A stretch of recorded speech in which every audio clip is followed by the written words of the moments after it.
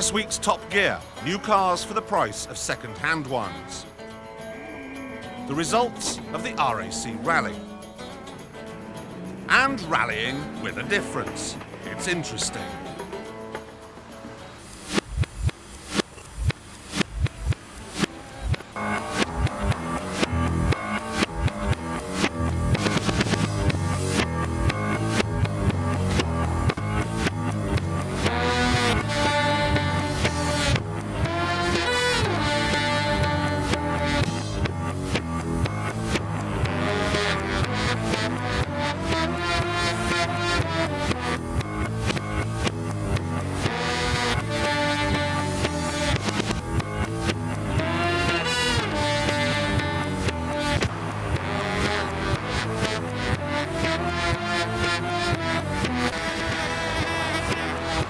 What's this?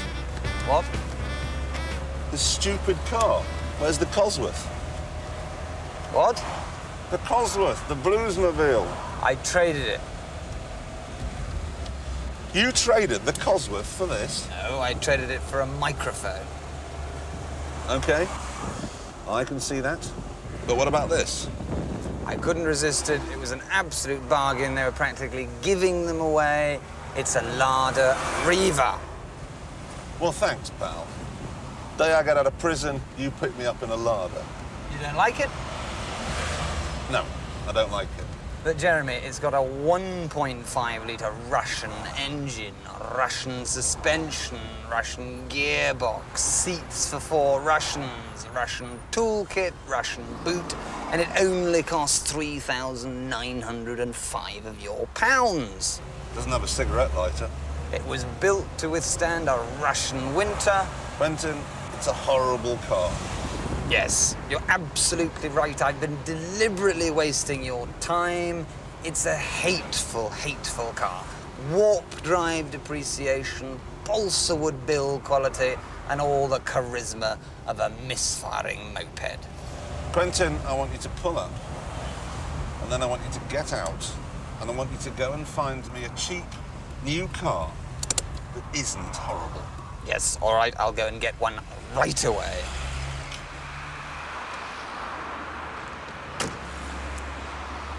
Well, there's the Lada Samara at £6,200, Russia's idea of a modern hatchback.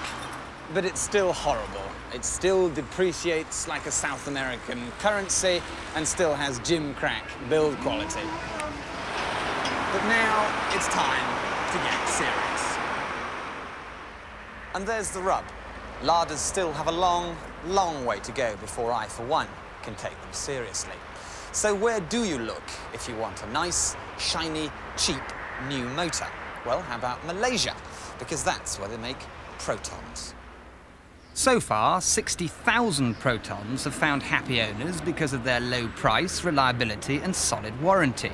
Style may be lacking, but the mainly middle-aged buyers don't worry. Not for nothing do Proton sponsor the Come Dancing trophy. Anxious to penetrate even deeper into suburbia, they've launched a new model, the Persona. It's bigger and better than the old one and leagues ahead of the lackluster Lada.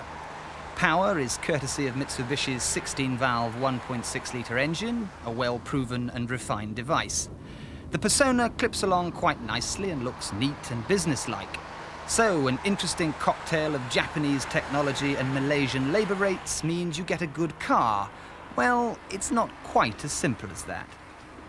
Inside, it can't hide its origins. There's more plastic than a toy factory, and it's all very shiny and oriental.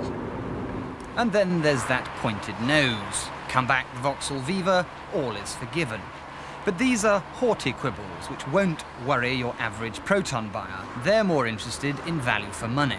Which is the main reason why the middle-aged middle classes won't be going out and buying this new Proton in their droves, because it costs £11,000.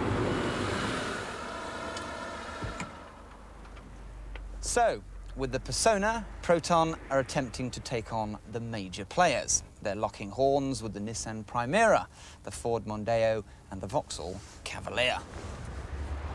And it's a battle that this car simply cannot win.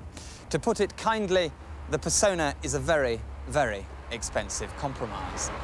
Personally, for my money, I'd rather buy a second-hand Ford Mondeo. Not so fast, Mr. Willson. You see, some people like the buzz you get from a new car. Some people like manufacturers' warranties. And if you're one of these people burdened by a limited budget, then I have some good news. Because while Quentin's been dithering around in that shiversomely mediocre Proton, I've been thrashing around in this little Skoda. And I have to tell you, I think it's the knees of the bee.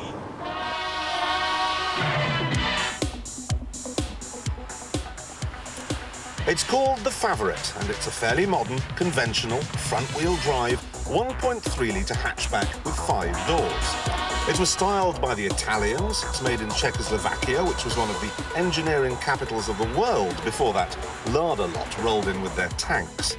And of course, Skoda is now owned by Volkswagen. That means the interior is completely free of annoying rattles. In fact, the only